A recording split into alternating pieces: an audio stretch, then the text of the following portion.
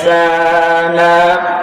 আমার বান্দারা গভীর মনোযোগ, রব্বুল আলামিন বলছেন আমি আমার বান্দাদের প্রতি একটা বিধান নাযিল করলাম, সেটা হলো আল্লাহ তা'বুদু ইল্লা ইয়া। মুমিন বান্দারা, আমার বান্দারা কখনো আমি আল্লাহ ছাড়া অন্য কারো ইবাদত করবে না, কখনো কাফের মুশরিকদের অনুসরণ করবে না। গতকালকে যে 31 নাইট গেল, ওই দিন কেউ কেউ পালন করবে না, ঠিক না? পালন করবে, করা যাবে না। আল্লাহ তাআলা আমাদেরকে যদি বলেছেন আমার কোন বান্দা যদি ঠিক মতো আমি রব্বুল আলামিনের ইবাদত করতে পারে, রব্বুল আলামিন বলেন ফালইয়াবুদু রাব্ব হাযাল বাইতিল্লাযী আত'আমাহুম মিন জু' ওয়া আমানাহুম মিন খাউফ। মুমিন বান্দারা যদি রব্বুল আলামিনের ইবাদত করে, ওই বাইতুল্লাহ যদি ইবাদত করে, রব্বুল আলামিন বলেন বান্দারা তোমরা যদি আমি আল্লাহর ইবাদত করতে পারো, আমি আল্লাহ তাআলা তোমাদেরকে ক্ষুধার সময় খাবার দিব এবং ভয়ের সময় রব্বুল আলামিন আমি তোমাদেরকে নিরাপত্তা দিব। এজন্য ইবাদত করা দরকার আছে না? আল্লাহ তাআলা আমাদের সকলকে কোরআন অনুযায়ী বিশেষ করে বেশি বেশি করে ইবাদত করার তৌফিক দান করেন, আমরা পড়ি আমিন। আল্লাহ তাআলার আরেকটা বিধান আছে। আল্লাহ তাআলা এরপর বলতেছেন ওয়া বিল ওয়ালিদাইনি ইহসানা।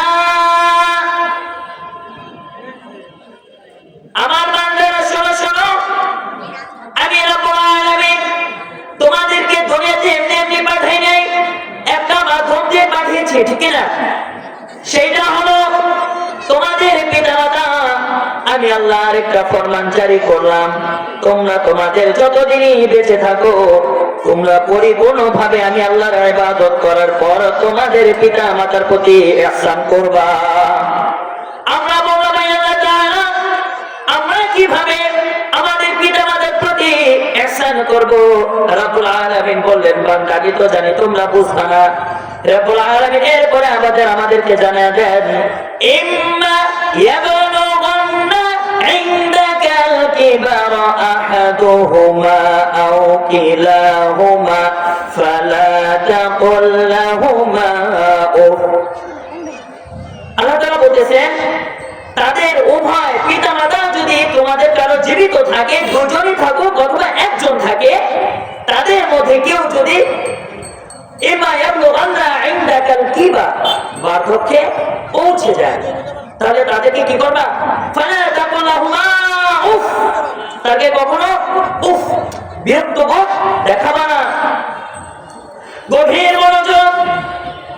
আপনি আমি যখন ছোট ছিলাম, আপনি আমি যখন একেবারে ছোট মাসুম বাচ্চা ছিলাম, কোনো কিছুই বুঝতাম না।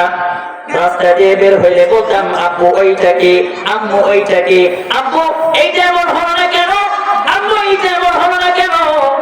আমাদের পিতা মাতা কখনো আমাদের প্রতি বিরক্ত হন নাই, রাগ করেন নাই, বারবার উত্তর দিয়েছেন।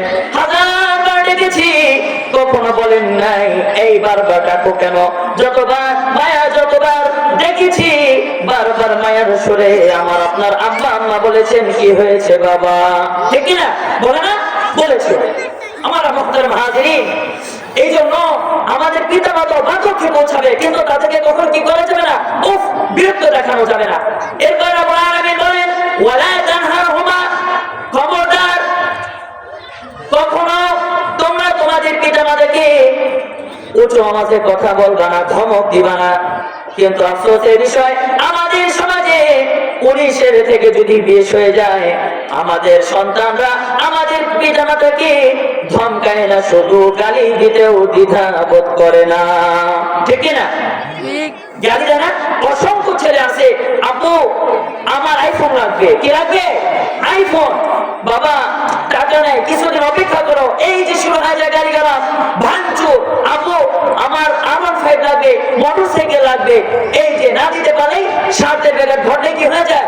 একেবারে মনে হয় দুনিয়াতে আরেকটা কিয়ামত লাগে, কিয়ামত এসে পড়ে, ঠিক কিনা? শুরু হয় না? আল্লাহ তাআলা সবাইকে হেফাজত করেন। এরপরে রব্বুল আলামিন বলেন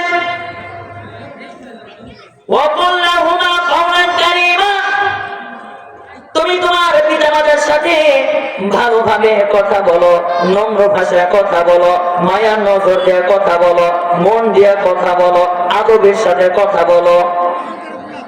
আল্লাহ তাআলা বলতেছেন কওলান মা'রুফা কাওলান কারীমা, সম্মানজনক কথা। আম্মু খাইছেন, আম্মু খাইছেন, আম্মু এটা করছেন, আম্মু আপনাকে অসুস্থ, খবরদার ধমক দেওয়া যাবে না। এক মহিলা সাহাবী বিশ্বনবীর কাছে আসলেন, ইয়া রাসূলুল্লাহ, আমার আম্মাজান তো কাফেরা মুশরিকা, আমি কি আমার আম্মাজানকে সম্মান করব কিনা, মেহমানদারি করব কিনা? বিশ্বনবী সাল্লাল্লাহু আলাইহি ওয়াসাল্লাম বলেন, খবরদার খবরদার, সিরি উম্মুক, সিরি উম্মুক, উম্মাকা, তুমি তোমার আম্মুর কি করো, সেবা করো, খেদমত করো, সে কাফের হোক, তার প্রতি কি ধমকানো যাবে না, খারাপ আচরণ করা যাবে না। মুহতারাম হাজিরিন, এরপর রাব্বুল আলামিন বলছেন ওয়াখফিদ লাহুমা জানাহাজ যুল্লি মিনার রাহমা, খবরদার বান্দারা, তোমার যত ভদ্রতা জানা আছে, তোমার যত আদব জানা আছে, তোমার যত সহনশীলতা জানা আছে, সমস্ত সম্মান, সমস্ত সহনশীলতা তুমি তোমার পিতা মাতার বরকতময় পায়ের নিচে বিছিয়ে দাও, রহমতের ডানা বিছিয়ে দাও। তুমি তোমার কি করো, মায়ার ডানাকে বিছিয়ে দাও। কিন্তু আমরা কি করি, আমরা এদিকে খাইছো নি, এটা করস না কা আছে না, এমনি তুই করবে আছে না, আল্লাহ হেফাজত করে। আমি খেয়াল করছি অনেক আলেমও একটা ভাষার একটা অভ্যাস, আম্মাজানকে আম্মু এদিকে তুই তুই করে কথা বলে, ঠিক আছে না? অসংখ্য আছে, অনেক আলেম আছে, ভালো পর্যায়ে চলে গেছে, ভালো আলেম হয়েছে, কিন্তু আব্বা আমার তেমন একটা খোঁজ খবর রাখে না। বিবাহ সাজের পরে কি আলাদা থাকে, আমরা দেখছি আলহামদুলিল্লাহ। এজন্য এরকম করা যাবে, করা যাবে না। এরপরে গভীর মনোযোগ,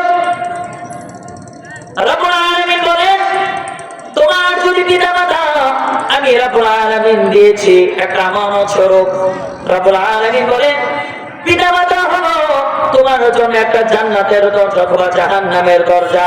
তোমার খুশি এখন তুমি জান্নাতে দিয়ে দরজা দিয়ে প্রবেশ করবা নাকি জাহান্নামের দরজা দিয়ে প্রবেশ করবা, এটা তোমার decision. So decision is your, তোমার ডিসিশন, তুমি কি করবে এটা তোমার উপর নির্ভরশীল। রব্বুল আলামিন বলেন, ও আমার বান্দা, আমি তোমার আব্বু আম্মুকে দিয়েছি, আমার চিরজীবন তো বাঁচিয়ে রাখবো না, তারা যদি মারা যায় তুমি 2 রাকাত নামাজ পড়বা, মনটাকে নরম করবা, মনটাকে নরম করার পরে চোখের পানি ছেড়ে 2টা হাত আমি আল্লাহর দিকে উঠাবা, আল্লাহর দিকে উঠায়া বলবা, রব্বির হামহুমা কামা রব্বায়ানি সগীরা।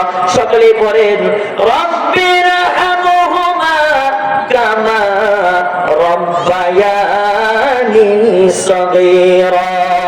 পড়বেন না?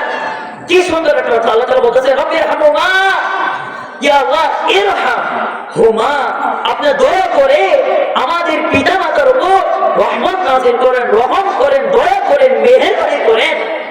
কেমনে?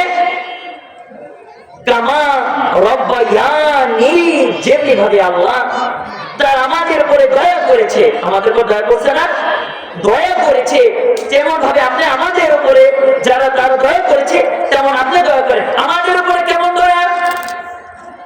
এখন শীতলা চলছে, রাত 2টা বাজে, আমাদের ছোট সন্তান পেশাব করে দিল, পায়খানা করে ফেললো, আমাদের পিতা রাত হয়ে গেল, এই মরার জন্য আর ভালো লাগে না, ঘুমাইতেও পারি না, সারা রাত কান্নাকাটি করে।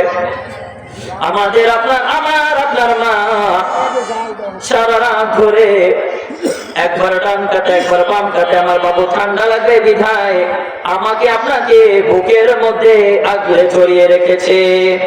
মুরগির বাচ্চা উঠে না, এরকম ঘুমের মতো, আহারে আমার বাবুটা যেন কিনা লাগে, ঠান্ডা না লাগে, বুকের মধ্যে জড়া রাখছে।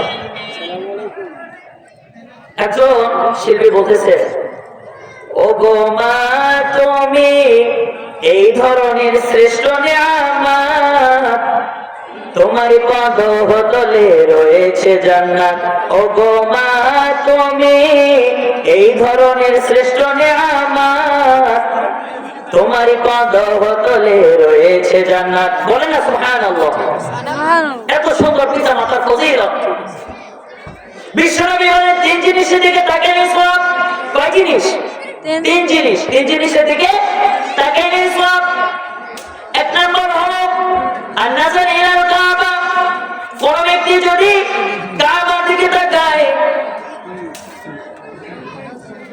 কোন ব্যক্তি যদি কাবার দিকে তাকায়, তাহলে তার বিনা হিসাবে বিনা ভাবে সওয়াব হইতে থাকে আনলিমিটেড। আর এক বান্দা যদি কোরআন না পড়ে, ওই কোরআনের দিকে যদি মায়ার নজর দিয়া তাকায় থাকে, তাহলেও সওয়াব হইতে থাকে। সুবহানাল্লাহ। আমি পড়ি, আপনাদের পড়া দরকার নেই, আমি পড়ি নাকি? তিন নম্বর হলো আন-নাযার ইলাল ওয়ালিদাইন। কারো যদি পিতামাতা জীবিত থাকে, ওই পিতামাতার দিকে যদি কেউ তাকায়, তাহলে তাকাইলেও সওয়াব হইতে থাকে। বলেন না সুবহানাল্লাহ। এক সাহাবী বিশ্বনবীর কাছে জিজ্ঞেস করলো, ইয়া রাসূলুল্লাহ, ইয়া হাবিবাল্লাহ, আল্লাহ তাআলার দরবারে সবচেয়ে পছন্দের আমল কোনটা? বিশ্বনবী সাল্লাল্লাহু আলাইহি ওয়াসাল্লাম বলেন, রব্বুল আলামিনের কাছে সবচেয়ে পছন্দের আমল হলো আল্লাহ সালাতু ফি ওয়াক্তিহা। আমরা নামাজ যদি করি ওই সময় মতো, পাঁচ ওয়াক্ত নামাজ ইমাম সাহেবের পিছনে তাকবীরে উনার সাথে জামাতের সাথে আদায় করা, এই যে রব্বুল আলামিনের কাছে সবচেয়ে বেশি পছন্দনীয় আমল। আপনারা নামাজ পড়েন? সময় মতো পড়েন? পড়েন? পড়েন না? আজান হয় চলে যায় চকের দিকে, পেঁয়াজের বই দেখার জন্য বিভিন্ন কাজে চলে যায়। আমার ভাইয়ের আপনাদের কাছে অনুরোধ, যাই করেন না কেন মেহেরবানি করে নামাজের প্রতি পাবন্দী হবে।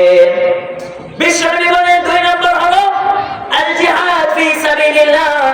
রব্বুল আলামিনের দরবারে রব্বুল আলামিনের দ্বীন কায়েমের জন্য যখন যেভাবে যে অবস্থায় যেভাবে সম্ভব সেইভাবে জিহাদ করা।